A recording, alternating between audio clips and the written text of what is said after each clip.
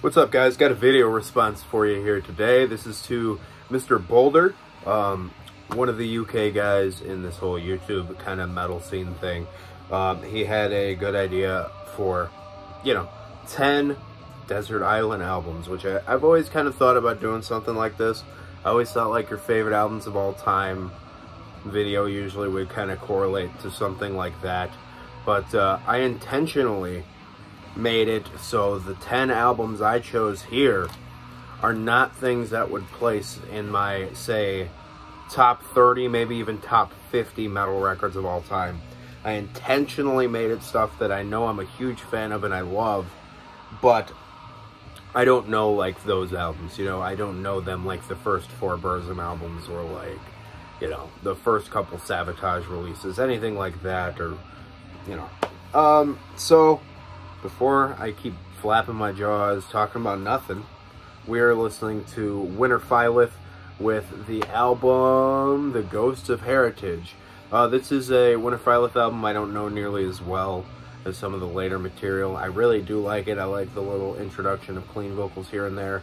I believe this is their debut. But if you don't know this band, they're a absolutely killer atmospheric black metal band from the UK. Love that logo.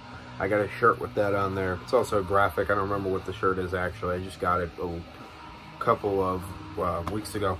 So, Murphy's Stout is what is going to be drank here.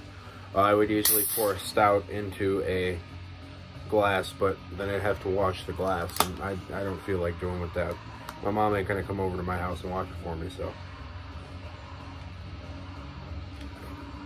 Alright, Cat. Get your bothering in now. Kronos is here to irritate us, guys. What a good boy. See, I bothered him back. Oh, now he's just sticking around. Alright, so Kronos is here as moral support like usual. This is absolutely adorable. Look at he's always here for us, right? The true star of this channel. Alright, so top 10 here. Absolutely killer death metal release. Morta Skuld with their album Dying Remains.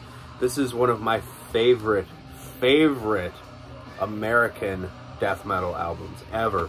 Some local Wisconsin boys, as usual, the Midwest makes great death metal.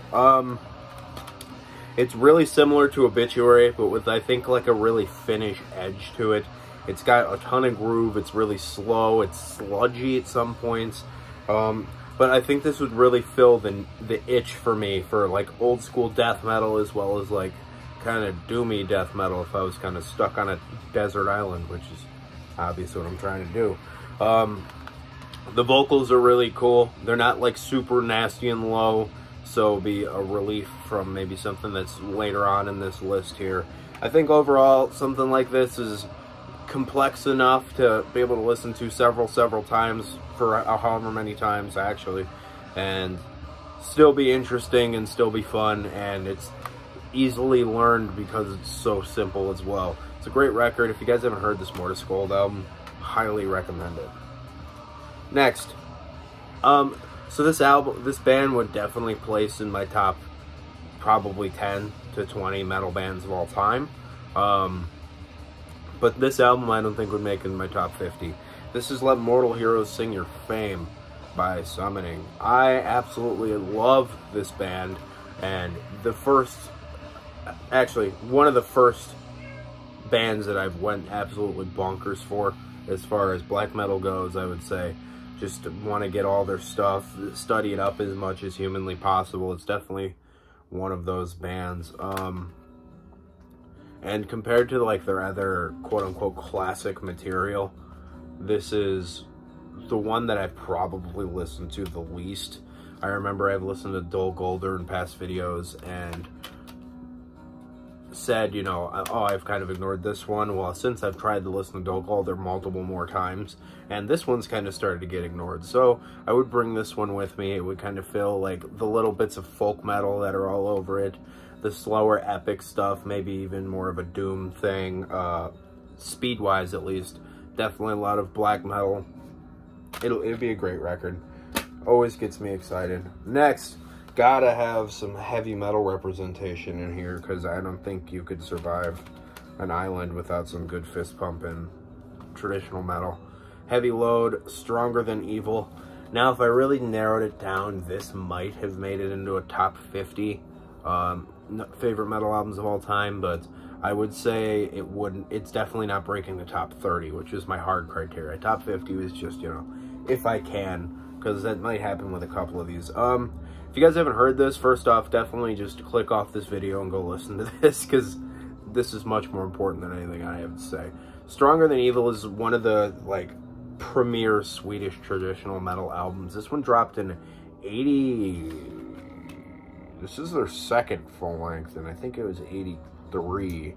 I want to say. I could be wrong. Don't quote me. It might be 82 to 84, somewhere between there. It's little tinges of speed metal here and there, but it's mostly just a really good, somewhat epic heavy metal album.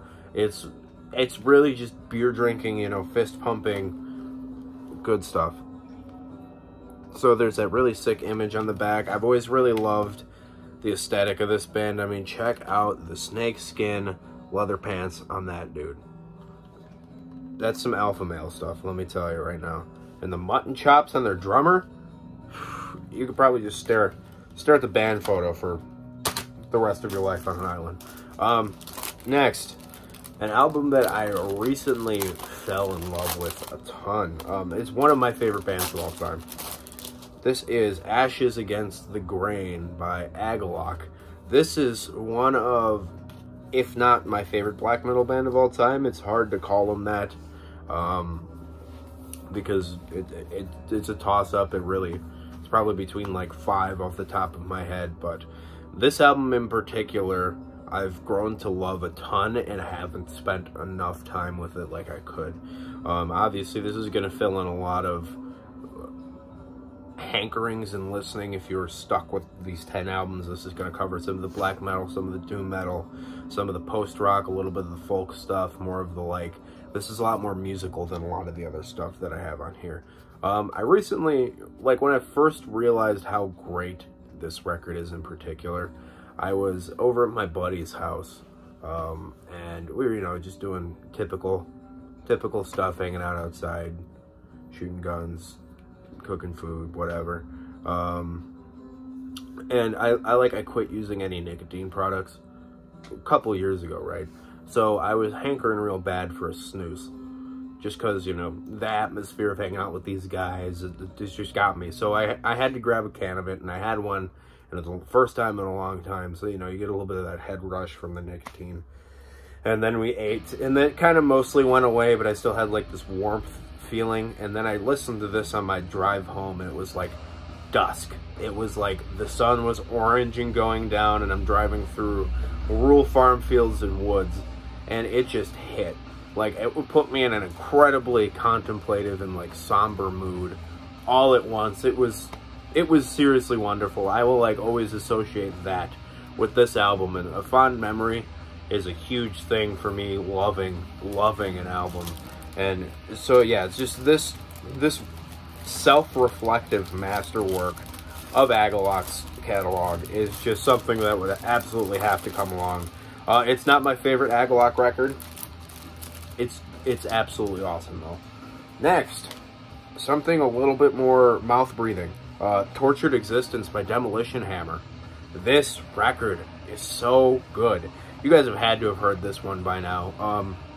It's a classic thrashy death metal album, or kind of deathy thrash metal album. I don't know what you want to call it. This guy has a lot of tattoos for the 80s, or is that just me?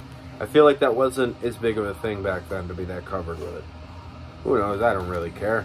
So this record is just a straight bone crusher of a record.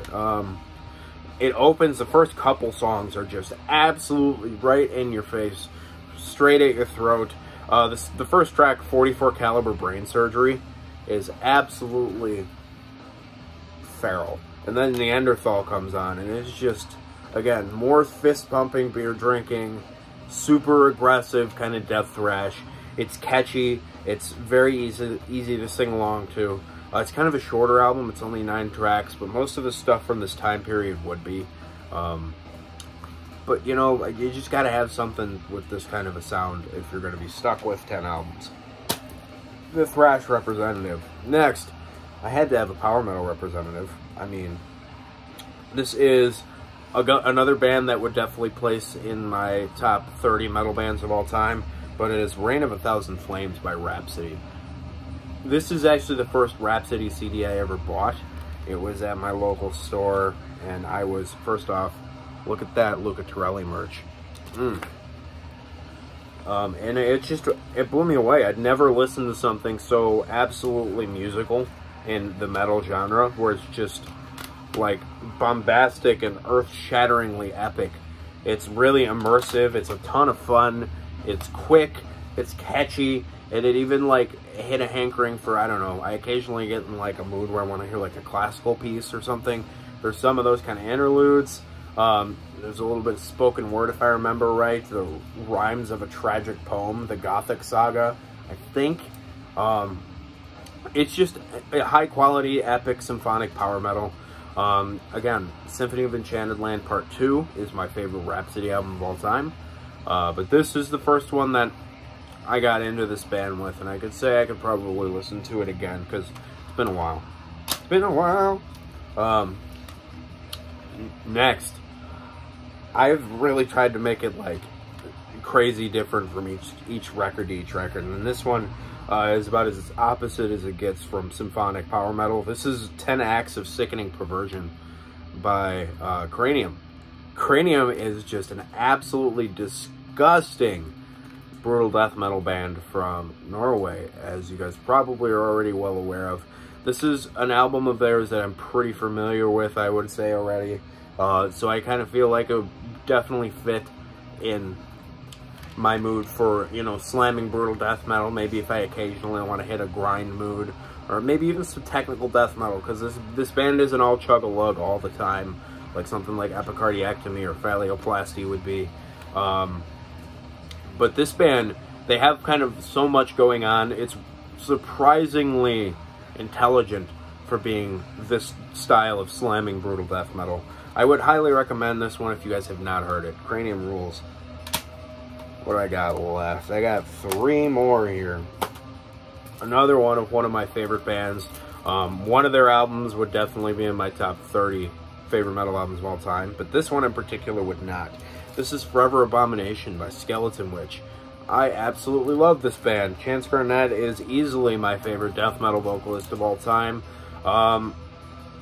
This would hit the spot for a melodic death metal mood, a black thrash mood, black and death metal mood, stuff like that. You know, it's everything kind of jumbled up together, and it is just absolutely great. This would also be a great kind of sing-along record for me. I mean, this horrifying force, Choked on Betrayal, Erased and Forgotten, I am the damage. Great stuff. Cleaver of Souls is on here. It's just a stellar record. It's catchy, it's fun. If you guys want to talk about some of the best guitar playing on a newish record, this is 11 years old at this point, but man, this record is so good. It's not as brilliant as Serpents Unleashed or Beyond the Permafrost, but I've listened to those albums so many times already, I don't think I'd want to listen to them more than twice in a row as it is now. But yeah, Forever Abomination is a absolutely stellar record. Next, switching it up again, this is Bloody Kisses by Typo Negative. My favorite's October Rust, so this is definitely my second favorite. And I only got it on CD this past year, so I haven't spent nearly as much time with it compared to like some of the other records that I've had for a while. It's gothy, it's really atmospheric, it's somber, and it's incredibly doomy. You guys have all heard this record. I mean, it's a metal classic. I wouldn't call this a top 30 record,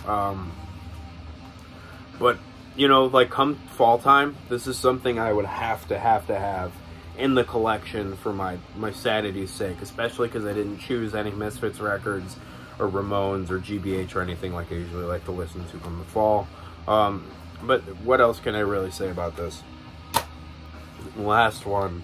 I wanted something for when I'm in like a lighter mood. If you watch Banger TV, that Blaine, whatever that guy Blaine's name is, he calls an album that's not so extreme and crazy as a palate cleanser. I think that's actually a pretty good name. This would be my palate cleanser album. Walking on the Razor's Edge by Helix. I gotta have this one, dude. Talk about anthems, more fist-pumping beer drinking. I hope there's beer on this island because I will be out of luck. With all this epic heavy metal and no beer, man, I'd really not have any fun. But this is such a great record. It's, again, really great sing-along kind of thing. It would fit well into the heavy metal mood. It would fit well into the hard rock mood. It would fit well into... I like hair metal quite a bit, so I guess it would fit that mood as well. It's like heavy metal AC/DC, man. Helix rules. What else can I say? Alright, so I'm going to call it at that. I left it as strictly metal. If this would have been everything in my collection, it would have looked a lot different. But yeah, so I hope you guys enjoyed this video. Go check out Mr. Boulder's channel. I will link him up in the description. Keep it greasy.